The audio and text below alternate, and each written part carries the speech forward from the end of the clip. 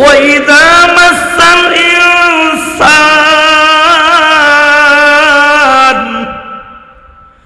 মানুষকে যখন স্পর্শ করে কোনো দুর্যোগ, কোনো বিপদ, মানুষ যখন কোনো আযাব গজবে গ্রেফতার হয়, আল্লাহ বলেন আমি আল্লাহকে তখন মানুষ ঘুমাইয়া বসে দাঁড়াইয়া সব ভারতে আমি আল্লাহকে ডাকতে থাকে, আল্লাহ মুসিবত পড়েছি মাফ করে দাও।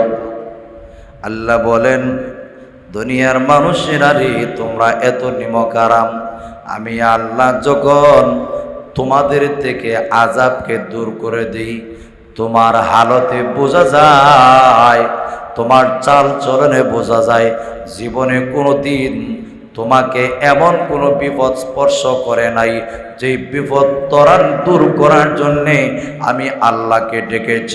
তোমার হালতে বোঝা যায় তুমি জিন্দগিতে কোনো দিন বিপদের সম্মুখীন হও নাই, ঠিক কিনা? ইয়া আইয়ুহান নাস কুলু লা ইলাহা ইল্লাল্লাহু তুফলিহুন। হে লোক সকল বলো লা ইলাহা ইল্লাল্লাহ, দুনিয়া এবং আখিরাতে সফল কাম হয়ে যাইবা। তখন দেখা যায় একদল মানুষ আল্লাহর নবীর ধর্ম কালিমা পড়ে মুসলমান হয়ে গেল, আরেক দল মানুষ আল্লাহর নবীর ধর্ম মানবে দূরের কথা, আল্লাহর নবীর বিরুদ্ধে ষড়যন্ত্র শুরু করে দিল। আল্লাহর নবী তখন এদেরকে আযাব গজবের ভয় দেখাইলেন, যদি এক আল্লাহকে না মানো, এক আল্লাহর গোলামি না করো, মনে রাখো আল্লাহর আযাবের বাহিনী তোমাদেরকে এসা গ্রেফতার করে আল্লাহর তৈরি জাহান্নামে নিয়ে যাবে। জুড়ে বলেন নাউজুবিল্লাহ। নবীজি যখন মক্কার মুশরিকদেরকে আযাব এবং গজবের ভয় দেখাইলেন, রে মক্কার মুশরিকেরা, এক আল্লাহর গোলামি যদি না করো, এক আল্লাহর কুদরতি কদমে যদি সিজদা না করো, আল্লাহর পক্ষ থেকে আযাব গজব নাজিল হবে, কোনো সন্দেহ নাই। তখন মক্কার বড় বড় নেতারা উপহাস করে বলতে লাগলো, মুহাম্মদ তোমার কথা যদি সত্যি হয় তাহলে তাড়াতাড়ি কেন আযাব গজব নিয়ে আসো না? নাউজুবিল্লাহ বলেন। হে মুহাম্মদ, তোমার কথা যদি সত্যি হয়, আযাব যদি নাজিল হওয়ার কথা হয়ে থাকে, হে মুহাম্মদ আরবি, তাড়াতাড়ি কেন আযাব নিয়ে আসো না? এরা যখন উপহাস করে আল্লাহর নবীর কাছে এমন প্রস্তাব দেওয়া শুরু করে দিল, এদের দাঁত ভাঙ্গা জবাব দেওয়ার জন্যে আমার তেলাওয়াতকৃত আয়াত কানা আল্লাহ বিশ্ব নবীর উপরে নাজিল করে দিলেন। সুবহানাল্লাহ। আয়াত নাজিল করে আল্লাহ জানিয়ে দিলেন, ওগো নবীজি, ওয়ালাউ ইউআজ্জিলুল্লাহু লিন-নাসি শাররা ইসতি'জালাহুম বিল খাইর লাকুদিয়া ইলাইহিম আজালুহুম। জোরে আওয়াজ দিয়ে বলেন আল্লাহু আকবার।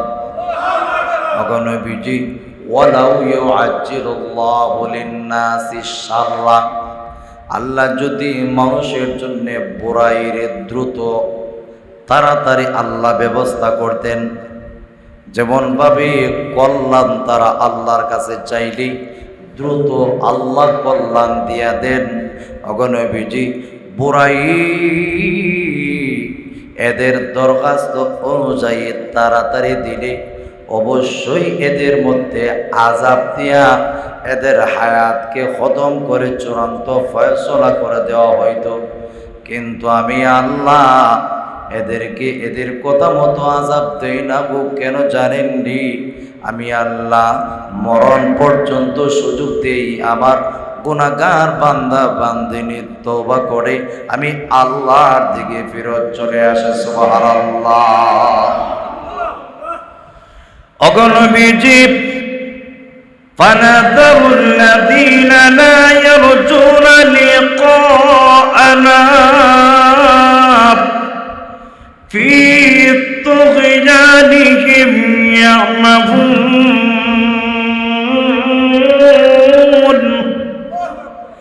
আর আমি আল্লাহ জালিমদেরকে এদের সরকশি অবাধ্যতার মধ্যে ছেড়ে রাখি। সরকশি অবাধ্যতার মধ্যে তারা হয়রান পেরেশান স্বর্গদ্বার হইয়া তারা দৌড়াদৌড়ি করে। আমি আল্লাহ সুযোগ দিই কেন জানেননি গো? আমি আল্লাহ এদেরকে সুযোগ দিই এই কারণে যাতে কিয়ামতের কঠিন ময়দানে আমি আল্লাহর সামনে কোনো উজর পেশ না করতে পারে। ওগো আল্লাহ, অন্যায় করেছি ঠিক, আপনি কেন গো আমাদেরকে তওবা করার সুযোগ দিলেন না? এমন উজর জাতি পেশ না করতে পারে। তাই আমি আল্লাহ মরণ পর্যন্ত আযাব গজব না দিয়া আমি আল্লাহ এদেরকে সুযোগ দিয়ে থাকি। সুবহানাল্লাহ। আমার ফেরাউন রাজত্ব করেছে, আল্লাহ ইচ্ছা করলে সাথে সাথে কাঠ তৈরা আল্লাহ তারে শায়েস্তা করতে পারতেন। 400 বছর পর্যন্ত আল্লাহ তারে সুযোগ দিয়েছেন। ফেরাউনকে আল্লাহ ধরেন নাই, কিন্তু আল্লাহ যে মাত্র ফেরাউনকে ধরলেন কোন কাহিনী কোনো কিছু ফেরাউনকে রক্ষা করতে পারে নাই। মহান আল্লাহ পাহাড়ের কুলজুমে ফেরাউন সহ তার বাহিনীকে আল্লাহ পানির নিচে চুবাইয়া মেরেছেন। জোরে আওয়াজ দিয়া বলুন ঠিক কিনা? নমরুদ ইব্রাহিম নবীর মোকাবেলা করেছে, আল্লাহ তাকে সুযোগ দিয়েছেন। নমরুদ এবং তার বাহিনীকে আল্লাহ খতম করে দিয়েছেন। নমরুদ বিশাল বড় ক্ষমতার মালিক। বর্তমান যারা সামান্য ক্ষমতার মালিকই পাইয়া রাজত্ব পাইয়া অহংকারী আর তাকাব্বুরি করে, তারা নমরুদের রাজত্বের মোকাবেলায় কিছুই না, ঠিক কিনা? কিন্তু ইতিহাস থেকে শিক্ষা গ্রহণ করো, নমরুদকে আল্লাহ শায়েস্তা করার জন্যে বিশাল বড় বাহিনী প্রেরণ করেন নাই। মাত্র একটা ল্যাংরা নাকের নিচে দিয়া ঢুকাইয়া ল্যাংরা মশা দিয়ে আল্লাহ নমরুদরে খতম করে দিয়েছেন, ঠিক কিনা? আবু জেহেলকে আল্লাহ নবীর ছোট্ট 2 সাহাবী, ছোট্ট 2টা সাহাবী আবু জেহেলকে খতম করে দিয়েছেন। যুগে যুগে যত ফেরাউন 90 ফেরাউনের আবির্ভাব হয়েছে, আল্লাহ খতম করে দিয়েছে। আজও যারা ফেরাউনি কায়দায় রাষ্ট্র চালাইতে চাই, ইতিহাস থেকে শিক্ষা গ্রহণ করা চাই। নমরুদ ফেরাউনের যেরকমটাই হয় নাই, 90 ফেরাউন এবং নমরুদ যারা আছো, তোমরাও বাংলার জমিনে বেশি দিন টিকে থাকতে পারবা না, ঠিক কিনা? ভাইয়েরা আমার, এজন্য আল্লাহ রাব্বুল আলামিন বলেন, وَإِذَا مَسَّ الْإِنسَانَ الضُّرُّ دَعَانَا لِجَنبِهِ أَوْ قَاعِدًا أَوْ قَائِمًا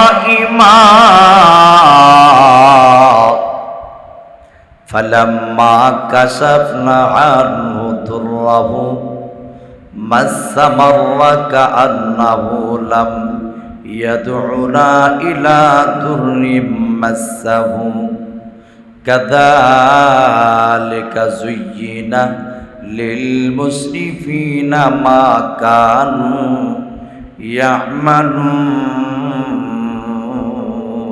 জোরে বলেন আল্লাহু আকবার। আল্লাহ বলেন, মানুষ যখন কোন বিপদের মধ্যে আপতিত হয়, ওয়াইদা মাসাল ইনসান,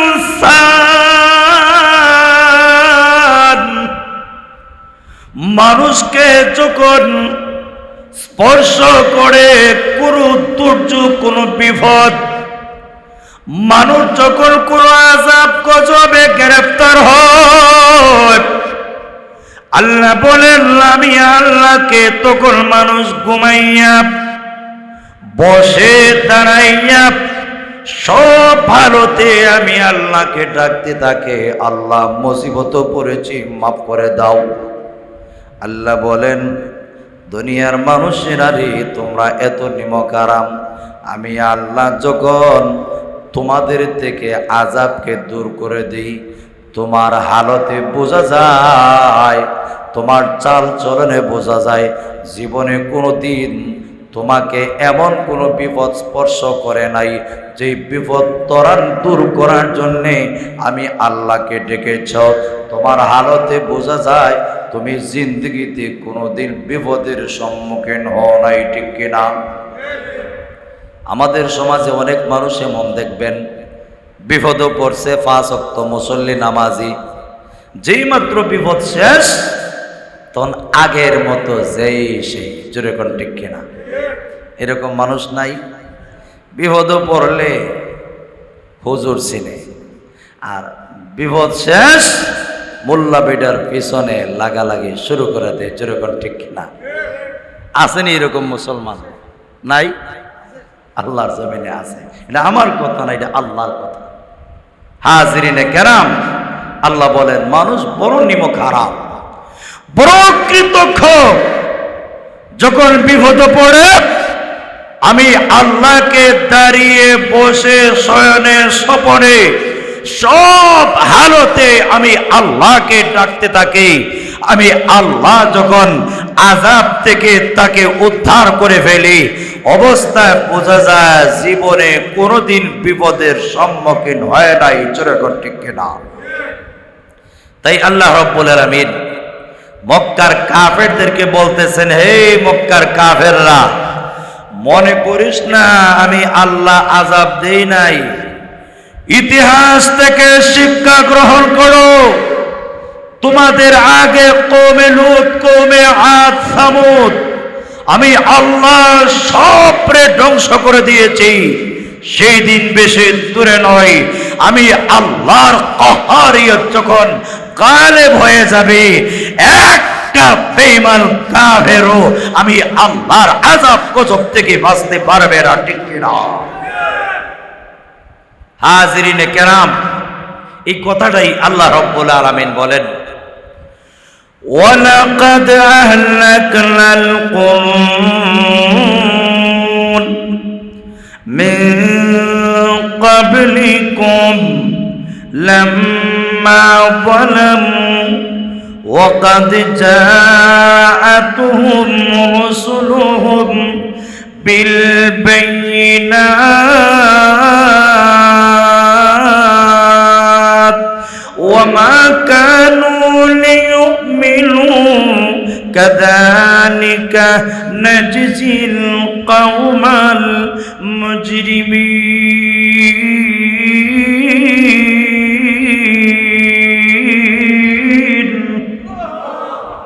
আল্লাহ রাব্বুল আলামিন বলেন, ওয়ালাকাদ আহলাকনাল কুরুনা, নিশ্চয়ই আমি আল্লাহ ও মক্কার বেঈমান কাফেররা, মিন ক্বাবলিকুম তোমাদের আগে অনেক জনগোষ্ঠীকে আমি আল্লাহ ধ্বংস করে দিয়েছি।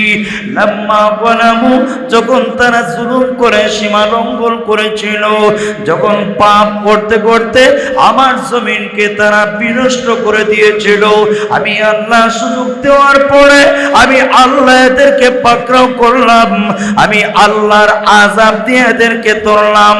শুধু তাই না, আমি আল্লাহ এমনি এদেরকে পাকড়াও করি নাই, আমার পক্ষ থেকে নবীরা, নায়েবে নবীরা কোরআন সুন্নাহর বার্তা নিয়ে, দালাইল নিয়ে এদের কাছে আগমন করেছিল। এদের দ্বারা এমনটা হয় নাই যে তারা ঈমান আনয়ন করবে। ঠিক তেমনি ভাবে কাযালিকা নাজজিল কওমাল মুজরিমিন, হে মক্কার বেঈমান কাফেররা, ঠিক তেমনি ভাবে আমি আল্লাহ জালিমদেরকে এরকম শাস্তি দিয়ে থাকবো।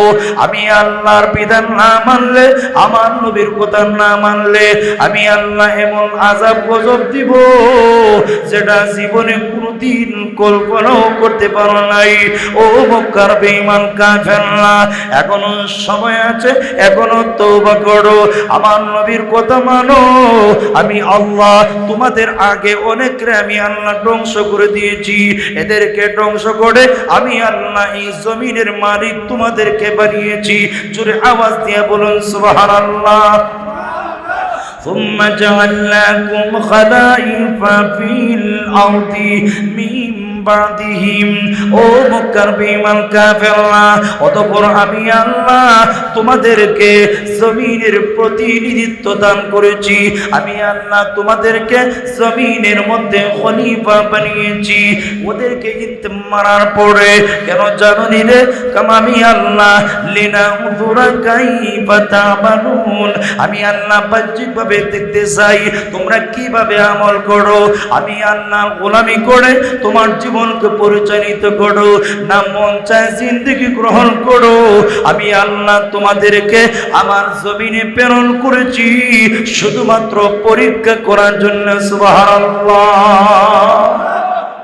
এখন আল্লাহর নবী মুহাম্মদুর রাসূলুল্লাহ সাল্লাল্লাহু আলাইহি ওয়াসাল্লাম মক্কার কাফিরদের সামনে যখন কোরআনের আয়াত তেলাওয়াত করেন, এরা কয় মুহাম্মদ এই কোরআন আমরা মানি না, পারলে এই কোরআন ছাড়া আরেকটা কোরআন নিয়ে আসো। জোরে করে নাউজুবিল্লাহ। নবীজি যখন কোরআনের সুন্দর করে তেলাওয়াত কইরা পড়া শোনান, সুবহানাল্লাহ, আল্লাহর কালামের কত মজা। একজন ইমাম সাহেবের পিছনে নামাজ পড়লে এক এক রকম মজা, সবাই আলহামদুলিল্লাহ পড়ে, একজনের কণ্ঠ দিয়ে যেন এক রকম মজা। হ্যাঁ, আপনাদের বলাউরা মসজিদের ইমাম সাহেবের কণ্ঠের তেলাওয়াত একরকম, ঢাকা বায়তুল মুকাররমের মসজিদের ইমাম সাহেবের তেলাওয়াত আরেক রকম, আর মক্কার ইমামের পিছনে তেলাওয়াত শুনলে মনে হয় এই মুহূর্তে যেন আল্লাহ কোরআন নাযিল করেছে। আল্লাহ তাআলা এই কথাটাই এদের অবস্থা তুলে ধরেছেন। মুহাম্মদ এই কোরআন আমরা মানি না, যদি মানতে হয় এই কোরআন ছাড়া আরেকটা কোরআন নিয়ে আসো, অথবা এই কোরআনটার মধ্যে পরিবর্তন করে নিয়ে আসো। বলে কেন? এই কোরআনের মধ্যে আমাদের বিরুদ্ধে, আমাদের বাপদাদার বিরুদ্ধে কোরআনের মধ্যে অনেক কথা আছে। নাউজুবিল্লাহ কইতেন না? ইমাম সাহেব তো তখনই বালা না, যখন মিম্বরে হক কথাগুলি বলেন অপরাধের সাথে যখন মিল্লা যায়, এই মোল্লা বালা না, আসল উদ্দেশ্য তার ব্যক্তিগতটা, কিন্তু জনগণে দেখায় আরেকটা। যেরকম ঠিক কিনা? আছে না এরকম? আমরা মুসল্লি এরকম না, খুব ভালো আমরা মুসল্লি আলহামদুলিল্লাহ, ঠিক কিনা? হাজিরিনে কেরাম, লক্ষ্য করে তাকায় দেখুন কোরআনের সাথে মিল্লা জাগে, এজন্য বললাম, আর না হয়তো বলার কোনো প্রয়োজন নাই। হাজিরিনে কেরাম, কিন্তু মনে রাখবেন, যেই ইমাম মিম্বরে বৈশা হক কথা কয় না, এই ইমাম বোবা শয়তান। যেরকম ঠিক কিনা? এটা আমার কথা। নবী বলেন, আসাকিতু আনিল হাক্কি শয়তানুল আখরাস। হোক দেখেও বলে না, হোক জান্নাও বলে না, চাকরির বই।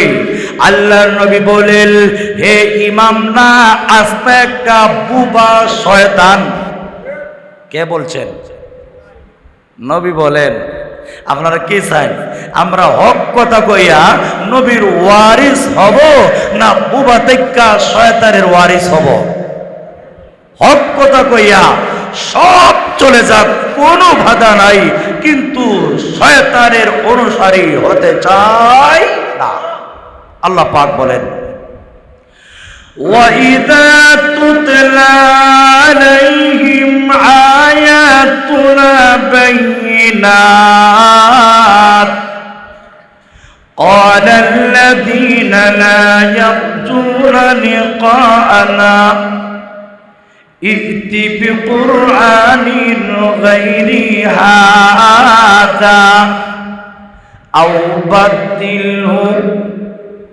ও মুহাম্মদুর রাসূলুল্লাহ, যখন মক্কার বেঈমান কাফেরদের সামনে ওয়াইদা তুতলা আলাইহিম আয়াতুনা, দুনিয়ার মানুষের রে ভালো করে শুনে রাখো, যখন মক্কার বেঈমান কাফেরদের সামনে আমার তেলাওয়াতগুলি পড়া শোনানো হয়।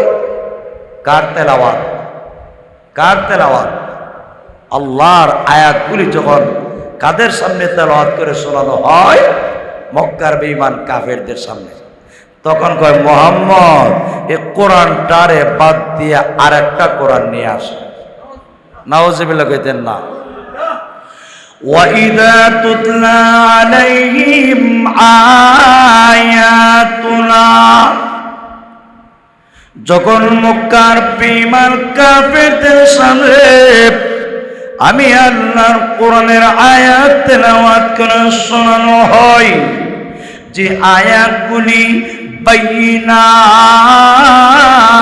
বাইয়িনাত, আমি আল্লাহর যে আয়াতগুলি একদম সুস্পষ্ট জাহির বাহির, তখন ক্বালাল্লাযীনা লা ইয়ারজুনা লিকাআনা, মক্কার বেঈমান কাফেরদের মধ্য থেকে যারা নাকি আমি আল্লাহর সাথে সাক্ষাতের ভয় করে না, কিয়ামতের মাঠে আমি আল্লাহর সামনে দাঁড়াইয়া জবাবদিহি করতে হবে, এই ভয় যারা করে না তারা তখন আমার নবী মুহাম্মদুর রাসূলুল্লাহকে ডাক দিয়ে বলে, হে মুহাম্মদুর রাসূলুল্লাহ, আপনার কথা যদি মানতে হয়, ওগো নবীজি এই কোরআন পরিবর্তন করে আরেকটা কোরআন নিয়ে আসুন। আর না হয় গো, এই কোরআনের মধ্যে যে বিধানগুলি বর্ণিত হয়েছে আপনি মেহেরবানি করে কোরআনের বিধানগুলি আপনার পক্ষ থেকে আপনি পরিবর্তন করুন, আপনি বাদ দিয়ে দিন। আল্লাহ রাব্বুল আলামিন ক্ষমতা নাই, আমার জন্য মুনাসিব নয়, আমি পারবো না রে। এই কোরআনের মালিক হচ্ছেন আল্লাহ।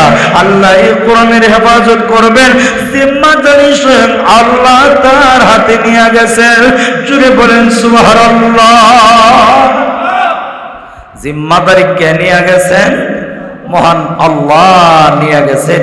যদি আমি আমার পক্ষ থেকে এই কোরআনকে পরিবর্তন করি, আমার পক্ষ থেকে কোরআনের আহকাম, কোরআনের বিধি বিধানকে যদি আমি বাদ দেই, তাহলে কিয়ামতের কঠিন ময়দানে আল্লাহর সামনে আমাকে দাঁড়াইয়া জবাবদিহি করতে হবে। ঠিক কিনা?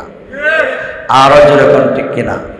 হাজিরিনে কেরাম, মক্কার বেঈমান কাফেররা মুহাম্মদুর রাসূলুল্লাহ সাল্লাল্লাহু আলাইহি ওয়াসাল্লামের কাছে একটার পর আরেকটা প্রস্তাব দিয়েছে ঠিকই, কিন্তু মক্কার বেঈমান কাফেররা যতই প্রস্তাব দেখ না কেন, মুহাম্মদুর রাসূলুল্লাহ সাল্লাল্লাহু আলাইহি ওয়াসাল্লাম তো হকের উপর অনড় অটল অবিচল। এরা যতই চেষ্টা করুক না কেন, হাজিরিনে কেরাম, নবীজি হকের উপর আছেন, নবী জানেন আমি হকের উপর আছি। যতই মক্কার বেঈমান কাফেররা ষড়যন্ত্র করো, যতই যা কিছু করো, এরা কিছু করার ক্ষমতা নাই। কারণ রাখে আল্লাহ, মারে কে? মারে আল্লাহ, রাখে কে? সুতরাং আমরা যতই দুর্বল হই, ঘাবড়ায় যাই, আল্লাহ যদি সহায় থাকে, যতই যে যা কিছু করুক না কেন, কিচ্ছু করার ক্ষমতা নাই। সেটা কোরআন থেকে আমাদের শিক্ষা। তবে একটু সবর করতে হবে, ধৈর্য ধারণ করতে হবে। যদি আমরা সবর করতে পারি, ধৈর্য ধারণ করতে পারি, আল্লাহ পাক আমাদেরকে আল্লাহ তার কুদরতি জিম্মাদারিতে আল্লাহ আমাদেরকে হেফাজত করবেন। এটা আল্লাহর ওয়াদা। যদি সবর করো, ধৈর্য ধারণ করো, অটল অবিচল থাকতে পারো, আমি আল্লাহ তোমাদেরকে গায়বী ফেরেশতা নাজিল করে তোমাদেরকে সাহায্য করব।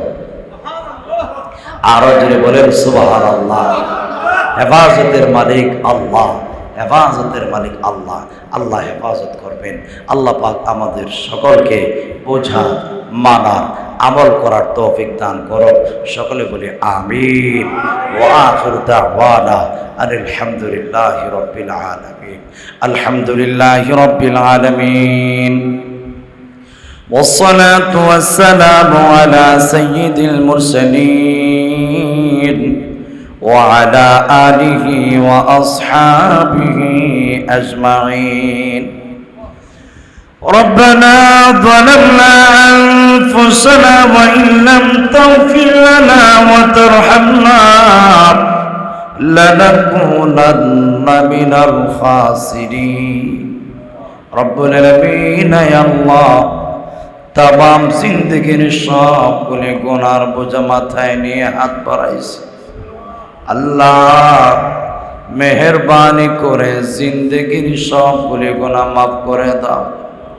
রব্বুল আলামিন আল্লাহ ও মালিক, জীবনে বালিগ হওয়ার পর থেকে নিয়ে পর্যন্ত যত ধরনের গুনাহ করেছি, জাহিরি বাতিনি, দেখে না দেখে, বুঝে না বুঝে, আল্লাহ সব ধরনের গুনাহ থেকে তওবা করলাম, ওয়াদা দিলাম আর জীবনে কোনোদিন গুনাহ করব না। মেহেরবানি করে জিন্দেগির সব গুনাহ তুমি মাফ করে দাও। আল্লাহ তুমি আমাদের কবুল ফরমাও। আল্লাহ তুমি আমাদের দেশের উপর রহম করম ফরমাও। মজলুম ছাত্র ভাইদেরকে আল্লাহ তুমি সাহায্য ফরমাও। জালিমদেরকে হেদায়েত দাও। আল্লাহ এক ভাই দোয়া দরখাস্ত করেছেন, আল্লাহ তুমি কবুল আর মঞ্জুর করে নাও। বাড়ি ঘরে অনেক মা বোনেরা হাত বাড়াইছেন, আল্লাহ প্রত্যেকের মা বোনেরা দরখাস্ত কবুল আর মঞ্জুর করে নাও।